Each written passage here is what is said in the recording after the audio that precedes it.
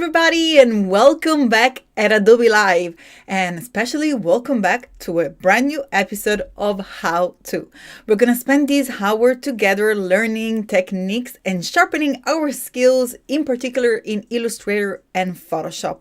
In fact, today I'm gonna show you how to bring to life your graphics in order to animate them, make them fun, entertaining, and engaging for your social media feed. I'm super excited to be here with you. For those of you who don't know me yet, I am Kladi. I'm an Italian designer based in Manchester, UK, where I run my design studio, Printmysoul. And I'm so excited to be here at Adobe Live. So make sure to join this live stream. This is also a great opportunity to ask questions, getting to know each other, connect with the community here at Adobe Live. It's always a safe space to learn together. I always learn from you guys as well. So make sure to come and jump in on behance.net/Adobe Live.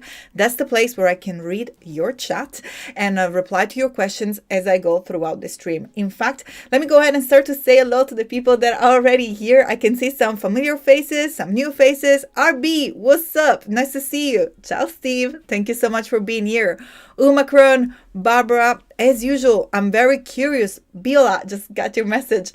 I'm very excited to see where everybody is watching from. I absolutely love this international community. As we all know, there hasn't been a great deal of traveling lately, but being in Adobe Live, I always feel like I'm international still, despite the fact that I'm not traveling very much, just because I'm with all of you guys. I know that we have New Zealand in the house, but let me know where else.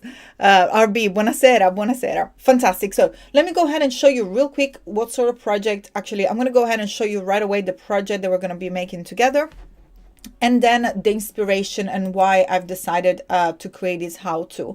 By the way, use the chat to let me know a little bit more about, what you want to learn, and in terms of how-to during this hour that we have together. How-to is going to come back. This is a space for you to learn how to do your favorite things in graphic design. So if there is something that is there that you really want to make happen, you don't know what to do, please let me know in the chat so I can take notes here, and then I'll make sure to make it happen during the next episode. So this is a graphic that I put together as an example. Today we're going to be playing with a little 3D in Illustrator. I know that that's still quite new, although 3D was in Illustrator already for a while, but there is a new panel. Everything is made so much easier, but it's worth to have a little bit of a more explore and to learn a little bit more and dive in.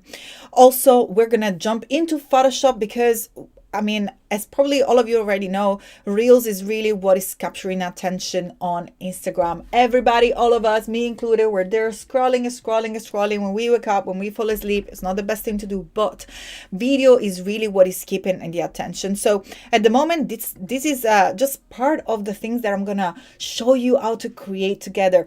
This is so easy, it's gonna blow your mind. There are just few layers, just a few shapes. So I'm gonna start and just create the first bits of this animation. As you can see, we have some sphere, we have other 3D objects. Those are made with the 3D substance and materials in Illustrator, and then we're going to jump here in Photoshop in order to make them move. And then we're also going to use our lovely Kyle brushes. In fact, as you can see, there is that cloud. I can show you two different way of making a cloud. In particular, this one was made using Kyle's brushes called Fat Clouds.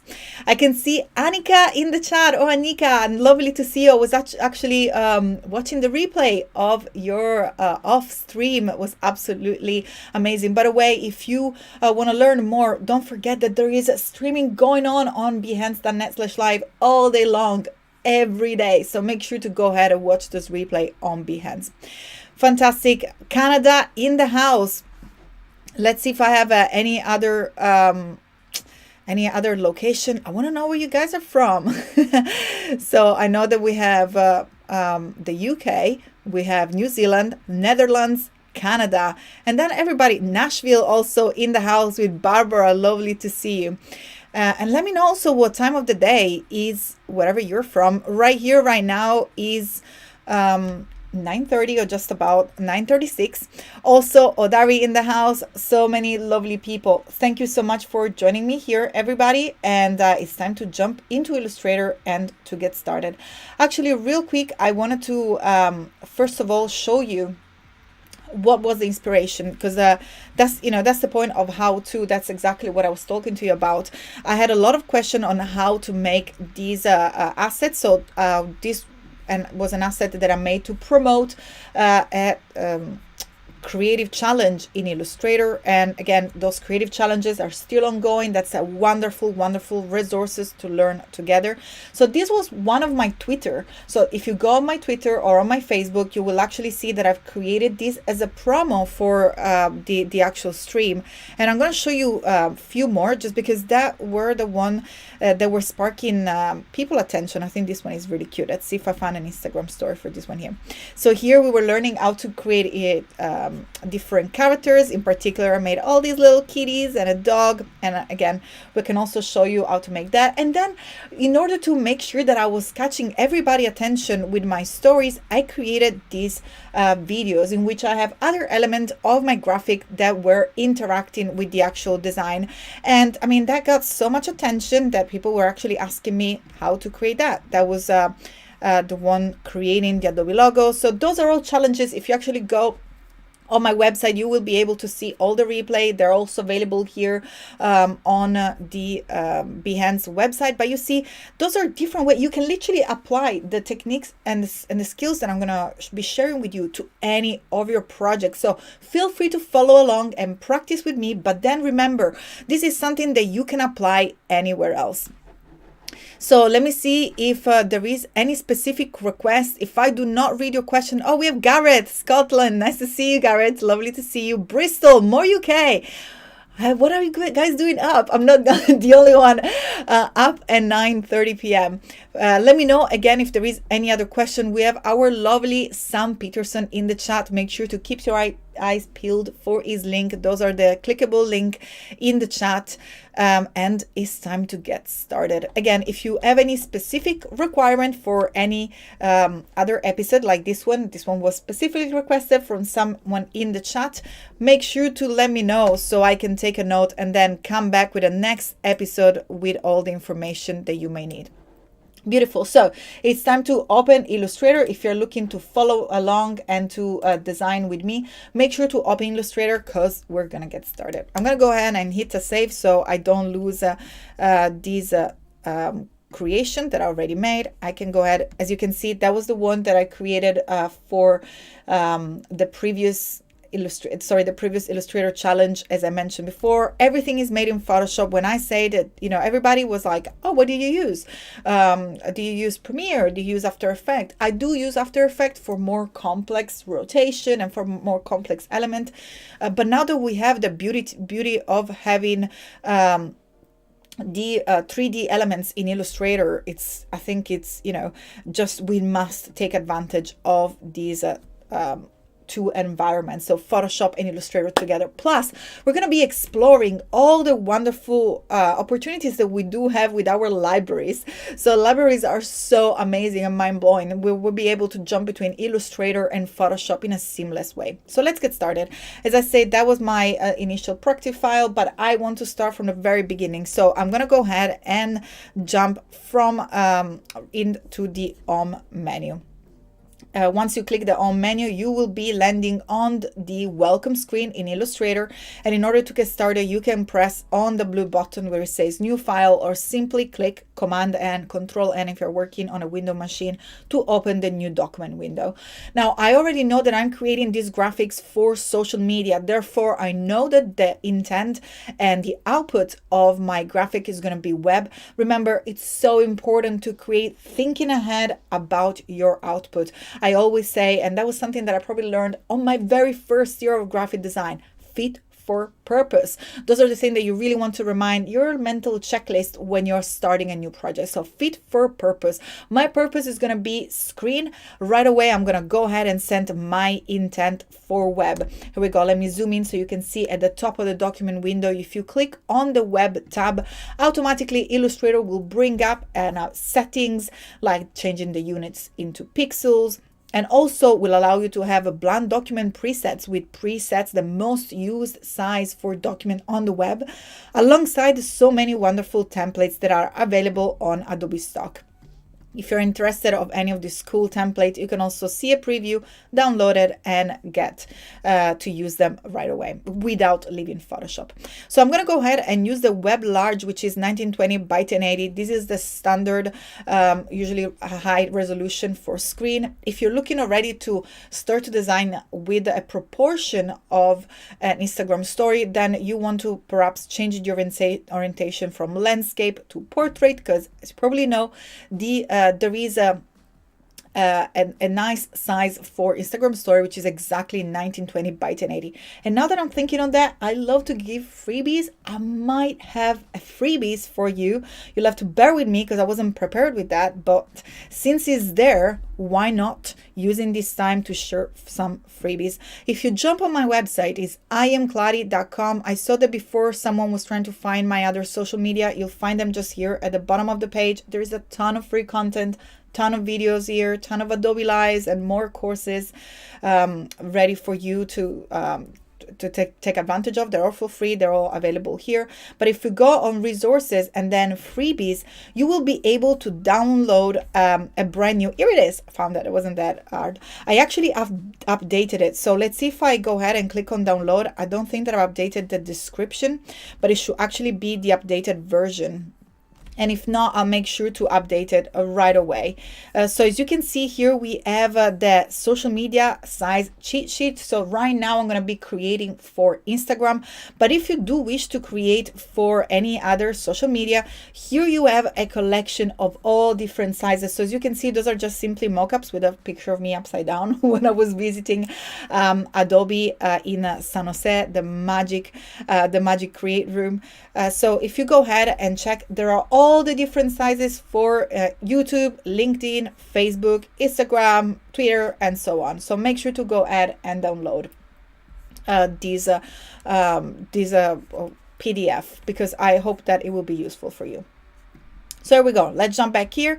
Yes, if you do have your social media cheat sheet, you will see that the Instagram story size and resolution is 16 by 9, so 1080 by 1920. Don't forget to name your file. I'm gonna call this one How to Insta Story, and then you can click on create, and you will see that a new document will open up right away. Now, my workspace is a bit messy. That's the reality of things. When I work, things get messy, but don't worry, you can always go back to the workspace switcher, which is the bottom that you will find at the very top right of your workspace. And if you click on it and then select essentials, and then again reset essentials. So remember, you have to select it first. Then if it's still messy because you probably used it and you moved things around, make sure to go ahead, click it again and set reset, whatever is the name of the workspace. You will see that we're starting from the same layout. So now your screen should look like mine. Now there is a way in which you can also modify. So for example, I know that we're going to be using 3D, and therefore I'm going to go ahead and under window, which is the home of every panel. If I ever mention a panel that you do not see on your workspace, remember the window menu is the place where you will be able to find any panel you want. So in this case, I'm going to go ahead and click on 3D materials. I bring it here, and also I want to go ahead and add the appearance panel, and I'm also going to bring it on the side. If you want to, you can also dock him, you can do whatever you want. What I want to show you here is that once you add your panels and you set their position inside the workspace, you will also be able to save this specific workspace, so you will be able to access right away. So let's say that I'm going to be using 3D quite a lot. I can go ahead and click on the workspace switcher and then click on new workspace. Here it is. And from there, I'm going to go ahead and call this one Kladi 3D. So I know that this is a specific bespoke custom workspace that I've adapted. I'm going to click on OK. And by doing so, you will see that now you can select your own workspace. And if you move things around, like if things get messy, like I've done before, let's say that things got a little bit messy here, you can always go back and reset your workspace. And in one click, everything will be looking nice and neat. This is so useful if you're working under a creative director, if you're respecting clients and you do not want your screen to look all messy. In just one click, everything goes back and you look like the most organized designer, which it doesn't really happen in real life, but there are ways in which you can make it happen, or at least make it seem like so.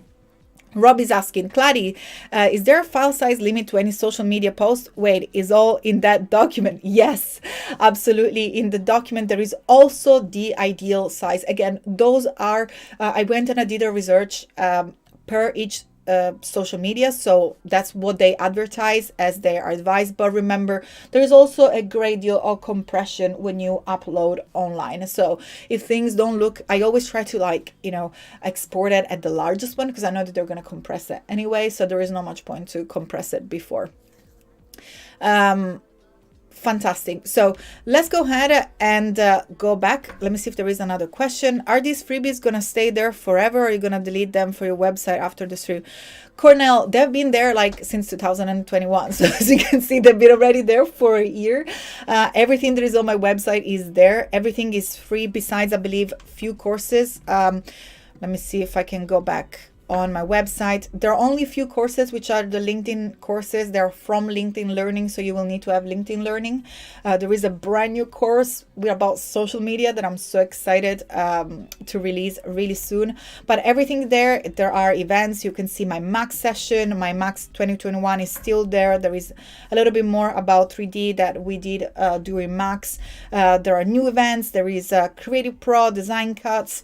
By the way, if there are anybody is there from Washington, I'm going to be in Washington for an event in May. So if anybody is around Washington, be happy to have a coffee, because I'm going to be there for about 10 days. So again, freebies is there. There are many streams also attached to it. There is more animation. You will find how to animate a logo in Illustrator and Photoshop, how to create composition. There is a ton of stuff. Every time that I do a stream, I always try to give some free stuff on the side, and it's been always there. And many other events also outside Adobe Live. Templates, mockups. There's also a contract with a free bundle. So go ahead and explore, and everything is for free. Feel free to go ahead and get it. But let's get started and let's have a play with this shape with 3D, and then let's jump into Illustrator. Perfect. So I'm gonna go ahead and start by, first of all, saving my file, because remember, every time that I look at a new document, I always feel like I'm saving my document, but I'm not. So let's make sure that we do press Command S or Control S to save our file. Use a destination of your choice, or you can also use the Save to Cloud document. If you save to Cloud document, your document will save as you go, and also you will be able to access history of your document. You'll be able to access your document from anywhere, so it's not only on your machine. Is very useful. And remember, you can always switch back to save it to your computer, so it's absolutely up to you. Just make sure that you know your destination, name your file appropriately so it's easy to find, and click on save. Fantastic. So once you're ready and you saved your file, I'm going to go ahead and press the letter L on my keyboard to activate the Ellipse tool. You also find the Ellipse tool here is usually located under the rectangle tool. So if you're just approaching your toolbar, you want to make sure that you click and hold on the rectangle tool in order to reveal the hidden tools. And from there, go ahead and select the Ellipse tool. Brilliant. Now click and drag while holding Shift, because otherwise, if you do not hold Shift, you will create an ellipse. By holding Shift, you will constrain your proportion and you will create a perfect circle. You also see that we have our beautiful smart guides that let us know that diameter is consistent with the height and the width, and therefore we are creating, in fact, a perfect circle. Once you do that, all I'm left to do is to start to play with my shapes. Now, before we get started, actually, I'm gonna resize it. Again, don't forget to go ahead and select the Shift key in order to resize it proportionally. And then I'm going to create a copy by selecting it, dragging it, and holding the Alt key. And I'm also going to go back and head to my properties panel. I'm going to set my stroke to none. Actually, let me do a little bit of MacGyver moves here. I love to do shortcuts. Someone in the chat called me the MacGyver shortcuts, which absolutely adore, so now I name myself like that. But if you actually see here at the bottom of the toolbar, we do have what are called the fill and stroke control. You can access them at any time when you're working. I'm going to just zoom in on them so you will see the magic happen. So I'm not going to click away. I'm actually going to bring my cursor over here. I'm going to select one of the circle, so you'll see the black arrow. The selection tool is there. Then if you press the X key, you will see that I'm switching from fill to stroke right away. Then if you want to swap colors between a fill and a stroke, in this case you will want to hold Shift and X, and you will see that right away we are changing, and my cursor is here, so it's nowhere near the properties panel or a fill. And then if you, let's say, have another color, so if we access the color picker and we set another color, if you want to bring it back to the default black and white, all you have to do is to press the letter D. So those are some very handy shortcut for your fill and stroke control. X to swap the control and bring either the fill or the stroke to the foreground, Shift and X to swap them, and D to reset to white fill and black stroke, which is the default color. I really hope that that was useful. And one more, if you want to set your color or fill to none, don't forget that the shortcut is that /. So again, X to swap and bring the stroke to the foreground, and then press the / in order to set it to none. And then here I'm going to go ahead and choose a purple for this one. Go ahead and set my stroke to none, bring him back to my fill, and choose another color. I'm actually going to choose this other color over here. Again, you can choose any color you want. I just want to use this one for the purpose of showing you how to make a full circle while working with 3D. So the 3D panel, again, you can access it from the window menu and 3D and materials. If you had two appearances, you can still access the 3D effect at the bottom of the appearance panel. As you can see, is there.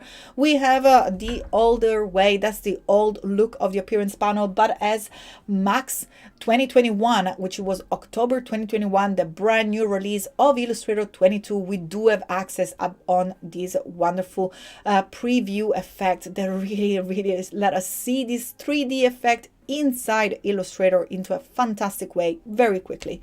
So let's go ahead and explore the new panel, which, as I said, has a brand new look. And let me know in the chat if you already had a little play with it, if you already had fun with this 3D panel before. And here you will find, first of all, that we have under Object, the usual 3D effect that we can apply. So we have Extrude, which we had before, and we had Revolve, but also we have Inflate, which is a brand new one. Now, Inflate will allow you to right away create this sphere, and the color is just the same color that we had. We have some lighting, which allow us to preview the 3D. So we have a light and a shadow that gives us that 3D shape. But look what happens once I go ahead and I start to rotate the sphere, is actually flat. It's like a gummy. So what happened is, as the word said, it took the circle and it pushed it like a balloon, inflated it, and that's why I love this icon. Is actually very, very appropriate. So it just pushed it forward, and that's so cool when you are working with other graphic. There I have a graphic that I've been using recently. Let me see if I can find it real quick. It was a plant, otherwise we're gonna create it right away. Let me see if we can just bring it in. I think it was this graphic over here. It's so cool because I love this effect. I'm gonna go ahead and use my plant in there, make sure that we can access our layers, unlock the layers that I need, and I'm gonna go ahead and copy it into my file. So look what happened with this beautiful Inflate. If you have any illustration, and that's just a like a plain illustration which I just drawn with a pencil tool and the knife tool and few shapes. So that's like a literally flat illustration with some color fills. And again, if you want to go ahead and see what I'm doing here. You can also always swap between a normal view and the outline mode using the Control Y or Command Y if you're working on a Mac or a Windows. So let's go ahead and select this shape and click on Inflate, and look what happens. I absolutely love it. We have to just give my computer a second because I'm just working from my laptop, and look how cool this is. It's just literally going to create this 3D effect. Like, you can literally make character in just one click by creating some flat, maybe faces, maybe whatever you want. You can put eyes on this plant, and just by using this Inflate 3D effect, you will be able right away to transform it into like nearly like a cartoon. Like, I absolutely love it. It's so cool. So for stuff like that, the Inflate is actually pretty awesome, and it gives you really cool results. But for something like 3D shapes, you really want to start to think about what's going on there. So in this case, if we do inflate a circle, remember, it's fine if we just have to use one face of it. So in this case, if we're just looking to use the front face of the circle, it's fine. It looks like it's a sphere. It does the job. But if you start to turning around, the trick is easily discovered. So how do you create a sphere? I'm going to go ahead and duplicate this circle again because we're going to be using it one more time. So what we're going to do here is to actually use a semi-circumference. So just half a circle.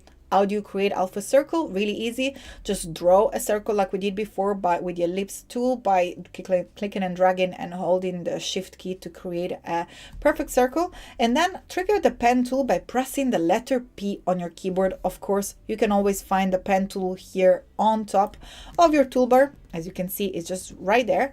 And then the pen tool as you probably know, different uses. You can add anchor points, so you can just simply click and create shapes. So all I'm doing here is create different anchor points. I'm going to go ahead and delete this shape. Then you can add anchor points, so you will see that it also changes the way that it looks. So when I'm creating a brand new anchor point, let me zoom in on the actual tool so you will see it as a little star, and that lets me know that I am creating a brand new point. Well, if I'm heading over a path and I'm actually selecting the path and then pressing the letter P, the star transforms into a plus. That means that the pen tool will allow me to add a new point inside my shape. So as you can see, is right there. Press Command N to undo. If you actually hover on an existing anchor point, the pen tool will show a little minus, and that let us know that we're going to be deleting or removing, subtracting an anchor point from our shape, from our path. And that's exactly what I'm going to be doing here. So I'm going to go ahead and click on the little point in order to delete it. And we have two handles which determine the direction of the path. Hold the Option key in order to create a straight angle there. You can also do that simply by clicking once on top of the little anchor point that we have there. And remember, if you do not see the anchor point, I've just seen it there for a second. So let's see that you select your shape. Those little squares there, those are not anchor point. Those are the corner of the bounding box. If you want to see the anchor points, all you have to do is either to select the direct selection tool, which is the white arrow from your toolbar, or simply press the letter A in order to trigger it nice and quick. And same thing here, click on the anchor point to make sure that the handles show up. And then I'm going to go ahead and create my perfect circle like I did before. Sorry, my perfect semi-circumference like I did before. Let me see if there is any question. Garrett, you're going to get some ice cream. Please, I want to see some, I want to get some ice cream. Again, I didn't see your question. Let me see if there is a question. So something I don't get, Alexander, the new extrusion effect, why can you expand the shape that get rasterized? So this new 3D, as you probably noticed, is, as I said, it doesn't have 12 months. It's a baby still. There is so much more that I can assure you is coming up.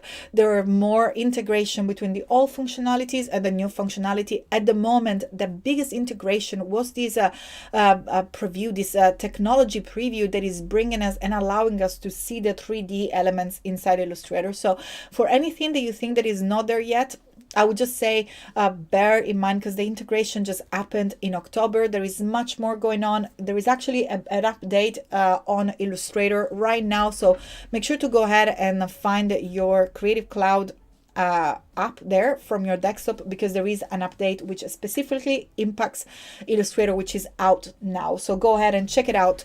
And I'm actually using it right now. So if anything looks different on my 3D panel, is because I have the latest version of Illustrator. Make sure to go ahead and check that out to make sure that your panel looks like mine and you have the latest feature. Perfect. So now that we do have these semicircle, semi-conference, we can go back, and in this case, instead of inflating it, we're gonna go ahead, because look what happens if we inflate it, just look like a nice fluffy moon. We can go ahead and revolve it. Now the first thing that happens there is that we're gonna be seeing at cylinder, and that happens because we are rotating on the flat side. So we're actually rotating on this edge. Again, if I press Command Y, I'm gonna go back on my outline, which is my original shape. So it's actually rotating on the right edge, and by rotating around is going to draw a circle. Now if we go back here from our object rotation, we will be able to direct the offset of the direction, so from the left or the right, and in this case all I'm left to do is to click on the down pointing arrow and shift it into the right edge. Boom. And in 1 second, here we are. We do have our sphere. We can do our little trick, move it around, and you see that we have our shadow, our light, and it's just absolutely amazing. We can see that everything is as it's supposed to be in the right place. Now, real quick, another thing that you want to address, so that's one of the biggest difference there. Another thing that you want to address real quick, and maybe you want to experiment with, is lighting. So once you go ahead and you select the 3D type that you do want to apply to your image, go ahead and pick the lighting, and then here you can have a standard lighting, which usually is the safe. If you don't know how much lighting, I would strongly recommend to have an idea anyway. So diffuse has a light that comes from the side, and it keeps the shadow at the front. And then you have a top left and a top right. You will see that the shadow also, it's something that you can apply, and it gives actually a shadow to your object, and that gives a little bit more of an understanding where the light is from. So I always kind of like suggest to add the shadow just to have an understanding of where your lighting positioning is, because of course it will be opposite to your shadow. But then if you do not want to use it, just simply feel free to remove it. Of course, the beauty of working with these presets is that they're highly customizable. So even with the light, you can just decide the intensity of the light, the rotation of the light, the height, so you can just literally move as if you're moving a little, spotlight around an image. And what I do sometimes when I'm studying object and I'm studying light is literally just to grab my phone, turn my torch on, and just grab any other element that I might have, like my list tip in this case, and then just start to move my phone around on top of the light. And that's super cool also when you have material, like in this case is like a metallic material. So I would just say experiment and observation. It comes from a scientific method. Step one, observing. That would be probably the best way to experiment with light, and then you will see that you can recreate everything here with this wonderful engine integration inside Illustrator. So go ahead and have fun. We do not have any specific requirements for today project, so make sure to go ahead and choose the one that you like. Now the very third but also very excited integration, and also something that we're going to be using for our project, for our surreal composition that is going to move inside Photoshop, is materials. So you can see that we have many materials that are part of the standard default. Once you open Illustrator, you will see that you have many materials that are available for you that are really cool. You have many wooden elements, you have marble, you have this terrazzo tile, which I think is here. Let me see, I have some very small preview. And we have our metallic one, which is the one that we're going to be using today. I love this marble paint, and again, everything here highly customizable. So if we go ahead to the marble and then we go ahead to the parameters, you will be able to change every single color. Again, just simply click on it. Maybe I should change hue so you can actually see that happening for real, and instead of picking just something similar. So here it is. Look, just in one click you completely personalize. So let's say that you're creating something that has to be on brand. If you do have your brand colors, you can simply again select your object, go to your materials tab, and then from the main parameters you can go ahead and change colors, and that applies for every materials that you have access to. It's super cool. So again, maybe I should choose something a little bit different, like a green. And here it is. So you can create as many as this effect as you want. Actually, like that's probably a good match for our little surreal effect that we're creating afterwards. Right, so I'm gonna go ahead and do something else here. So I'm gonna go ahead and use the circle that we created before to create another 3D shape, the donut shape, which is one of the most used shape that perhaps is one of the easiest to do as well. Fantastic. So I'm gonna go ahead and select on the circle, and then from the 3D I'm gonna head under object, and in this case I'm gonna revolve a circle. Now by revolving a circle, we're gonna have this sphere almost rotating in space, and it's gonna go ahead and create our donut. Now the flat position, which is the off axis front, which is literally basically the donuts sitting on the table, is the standard position. You can go ahead and check the rotation and the presets right from here. As you can see, we have off axis front as the standard one, and you can choose from any of the ones that are already available for you. So let me go ahead and show you that we have some isometric or some bottom ones. Of course, that would be the bottom of our bagel. And if you click on custom rotation, you will also be able to add any parameters that you want. So I'm just gonna go ahead and move it around, maybe just something like a -33, and then tilt it a little, and then also rotate it a little bit more. So remember, my goal is to have the sphere going through the bagel, so I just want to make sure that it's also tilted on an angle so I can perform that little effect. Fantastic. So let's see if there is any question. The idea that the texture showed, Alexander is asking, the idea that the texture shaders to only have those as a default. I don't have Substance subscription nor stock subscription. I can download any fancy texture. Well, actually, I'm going to show you how you can download fancy textures. There are some very cool available there. Fantastic. So let me go ahead and show you, Alexander, how to do that. We're going to apply it exactly to this shape. Before moving forward, though, is I need some space. So I need these donut, bagel, whatever you want to call it, a little hollow, because I do want the sphere to go through. I need to make sure that I offset the rotation from the center. So in order to do so, go ahead here under the type of rotation. There are also the angles, which the angle is really cool, because as you can see, if you want to create perhaps half of this shape, which is actually really cool. And by the way, I'm on the way. I haven't finished yet, but I'm creating sets for my business card, for any other mockups. I'm actually using these shapes almost as molds. I'll show you very soon. I actually found an example online because I'm not done with mine, but that's an example that I found online, I think on Pinterest. You can literally create this in Illustrator, and you can use it as a background for your mockup. That's what I'm planning to do now that I'm experimenting a little bit more. Those are so cool. And that, again, here, same thing. That's probably you will use the Inflate and then just simply rotate another half circle there, or maybe just extrude a circumference so you can have these little steps. I think that's super cool that you can create so many wonderful effects. And again, just to share with you a little bit of my inspiration and where I'm going with this. So again, that's something that you can do when using this shape like that as well. Maybe you can create a little arch. But again, let's bring back our revolve angle to 360 because I want to make sure that that's a perfect circle. And then what I wanted to do is to offset it there. So now I have some space for my circle to go in. I probably perhaps need to offset it a little bit more, because again, the idea is to have the sphere, and let's bring it back to the front using the Command Shift right bracket. Oops.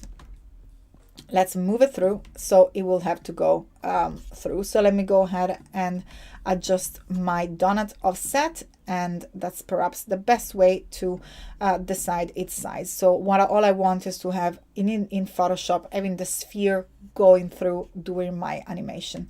So that looks roughly like the right size, although we can always resize it in Illustrator. But the reason why I think it's good to start with the original artboard, and I'm going to resize it, is that so we can have a good idea of what we're going to be creating, and then we can make all the adjustments here while we create our object in Illustrator before we jump into Photoshop. So you can see by resizing and making sure that everything fits my Instagram story. That gave me a little bit more of a jig of room for me to play with my object like that. So that perhaps will also make sense.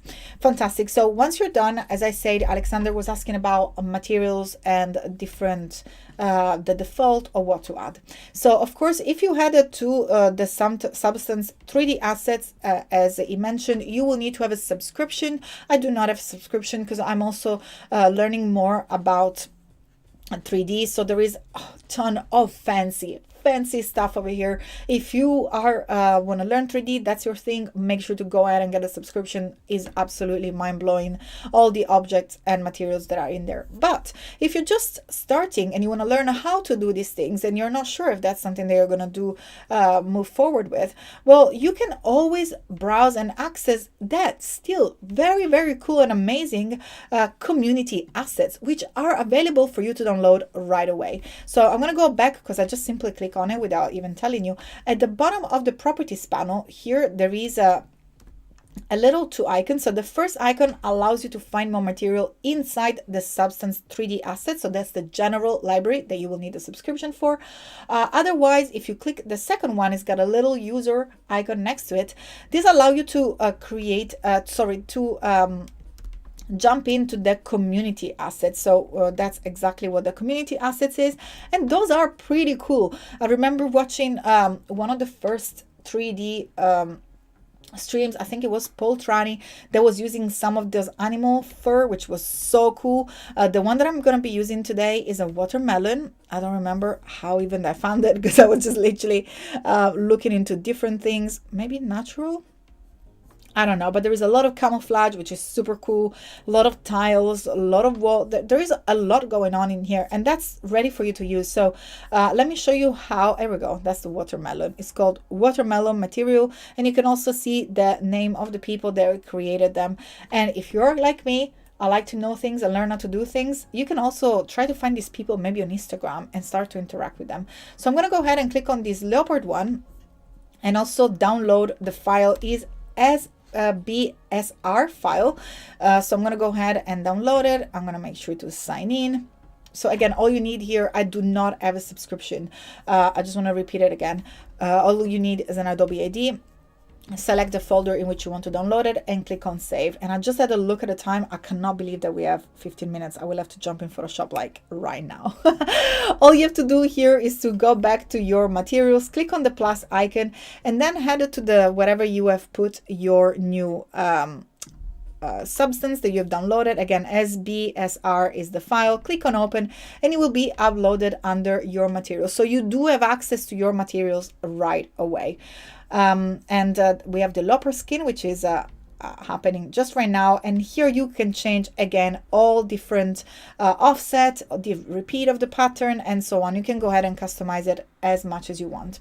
I'm going to go ahead and apply my watermelon, and then I'm going to head to my library in order to start to create a new asset library. Again, head to your library, click on create new library. I'm going to call it how to stream, so I know which library is for this stream. And then I'm going to simply select this object and drag them inside my library. And again, you can do that as many times as you want. In particular here, I'm going to select the sphere, and I just wanted to create different color in metals. I think that that's what I was doing before. Again, just because it's fast, I have like 15 minutes and I have a ton of things to show you. I cannot believe time goes way too fast. So again, all I've done here is to just have a gold natural and then head into my settings and change the color. Of course, if I had more time, I would probably be here playing with all the marble effects and having all the good fun, but unfortunately it's time to just be fast, and I'm just need different effects. And so again, I'm just using something that is nice, quick and easy. And again, simply click and drag your element inside your library in order to add them, or you can also select them and right click on them and then make sure to click add to library. Either of the two works. So again, either click and drag to library, and then simply select and drag your item inside the library, and it will be updated. Now let's jump into Photoshop, and here I'm going to go ahead and start by the welcome screen by creating a brand new document. Command N, Control N if you're working on a window. And again, as we said before, 1920 by 1080, don't forget to set your intent for web. Here is super special because now we are exactly exporting for web, so it's important the color mode, the resolution. And let's go ahead and choose the 1080 by 1920 on a portrait. This is the TikTok, Instagram stories. And for animation, I usually tend to untick artboard, make your lives a little bit easier, but that's completely up to you. I'm going to call it Insta Animated. Call it whatever you want and whatever suits your project, and click on create to open the canvas. Now I'm actually going to jump on the other side because otherwise I'll be sitting on top of the layers. And as you can see here, just behind me, I have the timeline. This is going to be useful once we create the animation, which I usually do at the very end of my composition. So I'm just going to drag it down for now, and then I'm just going to bring it behind me so it's out of the way. Fantastic. So Alexander, yes, so you will find, so the difference between subscribed and not subscribed is one are the community assets. Those are free for you to download and upload. And the other one where you will see subscribed, that means that you are in the general Substance 3D library. Fantastic. So let's get started by saving our file. I'm going to save it on my computer. And I'm just going to pick the desktop and click on save. And click on OK. And then from here, I'm going to go ahead and from my library, I can start to find my library. And here it is, automatically up to date with my objects. So I'm going to go ahead and first thing, I'm going to move and bring the bagel in. And then I'm going to go ahead and bring any of these little spheres. So I'm going to go ahead. Oh, where's my gold sphere? I really wanted the gold in contrast. I know that I said that I don't have time, and then I love to spend time with these little details. Fantastic. Let's see if we can make it one even more yellow. Just like so. Perfect. So as you can see, as soon as I add elements to my library, if I jump into the other, here it is, it's automatically up to date. I have my yellow little gold sphere. But look what happens. If I want to make a move from one side to the other of the bagel, there is basically, how do we do that? We need to have a part of the layer that is actually hidden while we are over here, and one other one that has to be above. So actually we need to have our sphere in between our bagel to create this illusion that is actually going through. Remember, we're working in Photoshop, so we need to find a way around this. And there is actually a very, very cool way around this. I'm going to go ahead and start to name my file. I'm going to call this bagel, and then I call this one gold sphere. Oops, I just called it old. And then I'm going to select the layer. Again, all panels here, if you do not see the same panels that I have, make sure to head to the window menu and select the layers panel to make it appear on your machine. Then select the layer that you wish to use or duplicate in this case, and press Command J. By the way, all I have done here is to drag the items from my library into my canvas. As simple as that. And you will see that those assets are objects that are connected to my they're smart objects because they do have the little icon. Smart objects work like containers. They can be edited without losing the original object. So you can edit it non-destructively. This is the technical term. And also they are linked to our library. And you will see how this comes into place, hopefully, in these 10 minutes that we got left. Right, so I'm just going to go ahead and zoom out, and then I'm going to bring it to the top. So as you can see now, we have two copies of the bagel, one on the top and one on the bottom. And I'm going to start by working to the one at the top that we're going to have to mask. Now select your bagel and then come to the bottom of the panel. There is this icon with a square and a circle. This is our layer mask. So click once in order to add a layer mask. And the layer mask works like a cutout stencil. In fact, if we do use the brush, here it is, select the letter B or select the brush tool, and then head to the brush option. And in this case, we just need a normal standard brush with a circle and a soft edge. You can change the size and also the hardness from the options here. You can start painting in white or black. Now, white reveal. So as you can see now, our mask is all white. So it shows all our bagel of our a watermelon bagel. But if we swap it again using the letter X and we start to paint in black, we will be able to hide all the pixels. Again, we are working with a layer mask. Layer mask as the smart object have the wonderful power of allowing us to work non-destructively. So if you do hide the layer mask, you will see that the pixels are still there. So if you do make an error, again, paint in white and you will be able to bring it back. Those are amazing when you're creating compositions as well. And then I'm going to do the opposite with my other bagel. So in this case here, I want to make sure I'm going to go ahead and move my sphere to where I have to place it, in this case here. And when I bring back my bagel, here we have our effect that we have our sphere going through the bagel. Isn't that super cool? Fantastic. So as you can see, that happened in literally what, 2 minutes? That was very easy. Right, so once we start to create the animation, the first thing that I'm going to do is to start to bring my other spheres in here. I'm going to call this one pink. And again, it's very important to name your file, although I actually name it punk instead of pink, which is cool. And I'm going to name this one blue.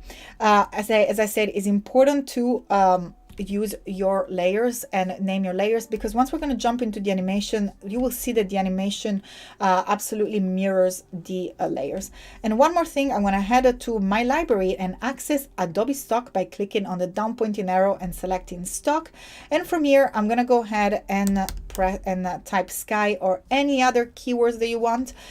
Click on the plus icon to add your subject, and then you can go ahead and change it as many times as you want until you decide that that will be the one that you use. At that point, then you will have to license it by clicking on the little cart icon. So now click and drag in order to make and resize your sky.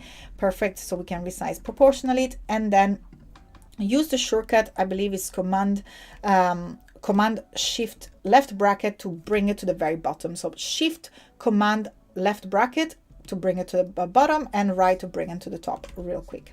And then I can get rid of this little white layer because we do not need it anymore. Just bring it to the bin. Fantastic. So we have our little scene. It's time to create our video by using the video timeline. Now click on create video timeline in order to open it up. And then I'm going to click and drag the panel just above here, so you will be able to actually see the panel. Otherwise it's just behind me. Here it is. As I mentioned, the track do mirror the layer, so you will find here exactly the same. We have our pink, our blue, our bagel, and so on. So now make sure also to make it a little bit larger if you want. And if you want to also see the entire animation track, you can use this slider to make it longer or shorter. Again, that doesn't change the length and the duration, but it changes the way that you can see it, so you can actually access to it. Right, so the first thing that I'm going to do is to start to move these circles away and just focus on moving this one here.